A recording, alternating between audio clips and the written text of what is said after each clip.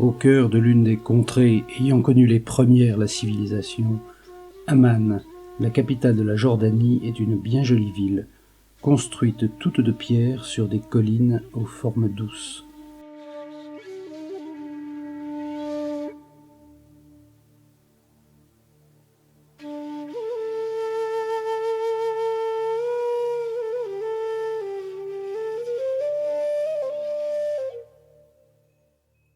Amman a 400 000 habitants, dans un pays qui en compte 2 millions pour une surface inférieure au cinquième de celle de la France. Mais il est vrai qu'une grande partie de la Jordanie est désertique.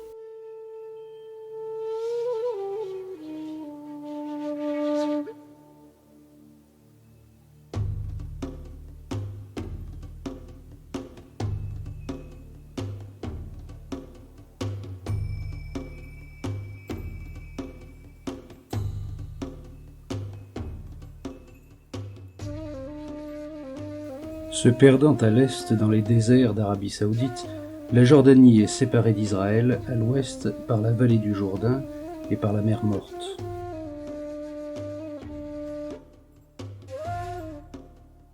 Du mont Nebo, Moïse vit la terre promise d'Israël, mais mourut avant de l'avoir atteinte. Dans la verte vallée du Jourdain, à 400 mètres sous le niveau de la mer, et à 1200 mètres plus bas que le mont Nebo, la ville de Jéricho. Ces deux arbres à droite doivent leur existence à une source que Moïse fit jaillir là, touchant une pierre de son bâton. Du bord de la mer Morte, on distingue au loin les murailles de Jérusalem.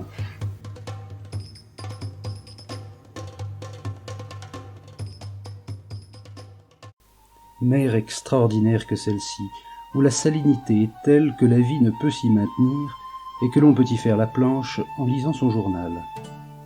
On dit que les rhumatismes ne résistent pas à ces propriétés, et il est certain que les frileux y sont à l'aise, car la température atteint sur ces rives dénudées 50 degrés en été. Du passé si riche de la Jordanie sont restés quelques bédouins avec leurs tentes et leurs chameaux, mais surtout demeurent les ruines somptueuses de la glorieuse épopée romaine. Ici Jérach, fondé au IVe siècle avant Jésus-Christ. Il faut s'y promener doucement par un bel après-midi, parmi les fleurs et les pavés usés, pour se laisser totalement imprégner de la calme puissance émanant de ces pierres.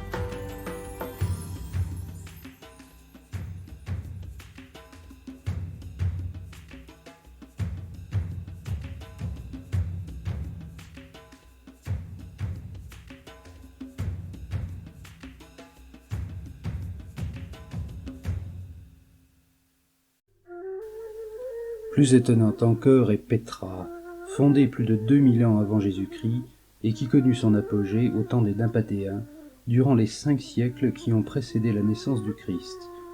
On y accède par un étroit défilé de plusieurs kilomètres de long, de quelques mètres de large et qui atteint jusqu'à 100 mètres de haut.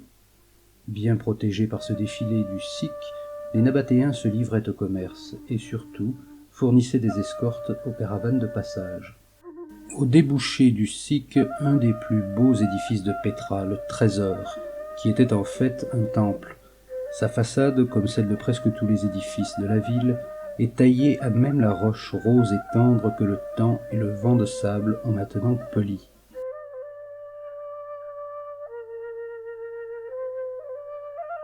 Nous arrivons maintenant à une rangée de tombeaux à l'échelle de la montagne, dans laquelle ils sont creusés.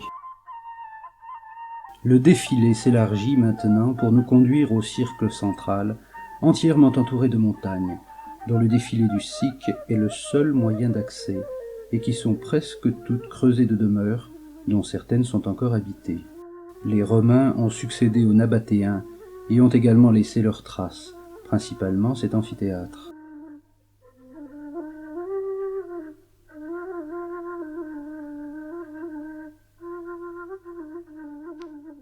Ce site est immense et il faudrait plusieurs jours pour le parcourir en entier.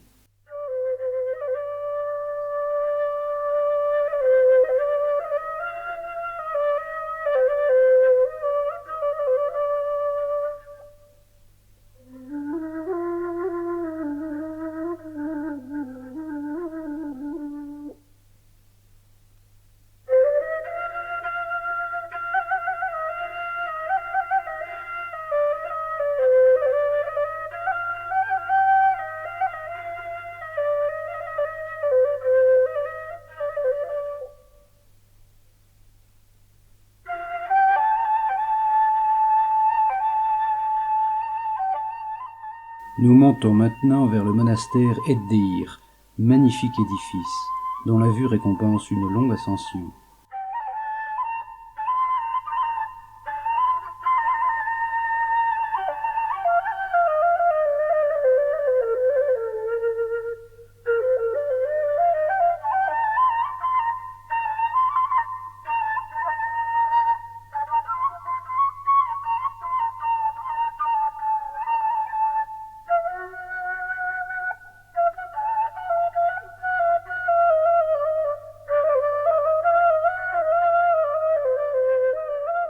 Et l'on est bien tenté de dire avec cet auteur inconnu, en quittant Pétra, que cette ville, taillée dans le roc, reste encore à présent une énigme, un mystère provoquant, que le visiteur quitte avec un sentiment d'étonnement et d'émerveillement qui le poursuivra toute sa vie.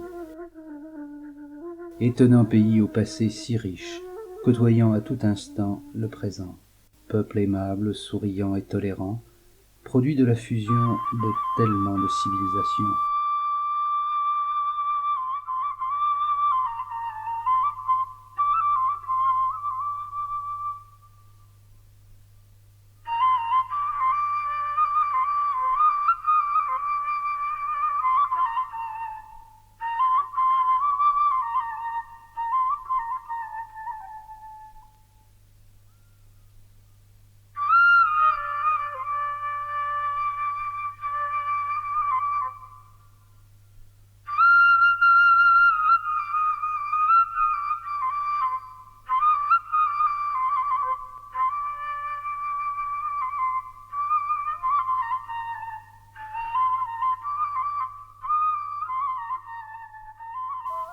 Voici la Jordanie, berceau spirituel de l'humanité.